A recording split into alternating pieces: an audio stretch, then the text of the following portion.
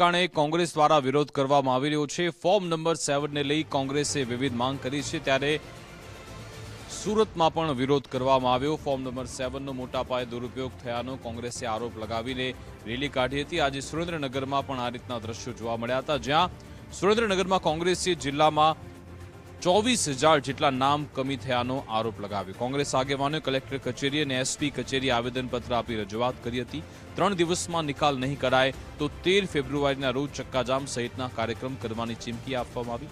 મતદારોના નામ રદ કરવા માટે ફોર્મ ભરનાર તમામ વ્યક્તિઓ સામે અલગ અલગ કલમ હેઠળ ગુનો દાખલ કરી કાર્યવાહી કરવામાં આવી હતી। આજે સુરેન્દ્રનગરમાં શહેરના બસ સ્ટેન્ડથી કલેક્ટર કચેરી સુધી કોંગ્રેસે પદયાત્રા યોજી હતી।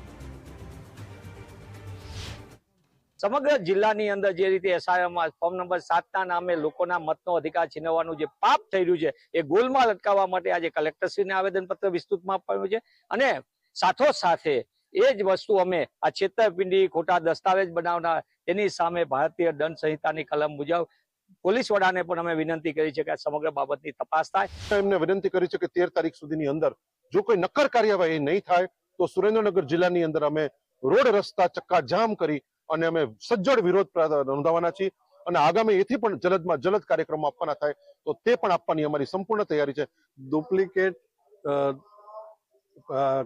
કાગળો એમાં તૈયાર થયા છે અને ખાસ તો સોફ્ટવેર જનરેટેડ ફોર્મ જે તૈયાર થયા છે, સુનિયોજિત કાવતરું છે, એટલે એના ઉપર બીએનએસના કલમોના ધોરણે એફઆઈઆર થવી જોઈએ, એની તપાસ થવી જોઈએ। જો સુરેન્દ્રનગર જિલ્લા ચૂંટણી શાખાની અંદર દોષિત હોય તો એમાં જે અધિકારીઓ સામે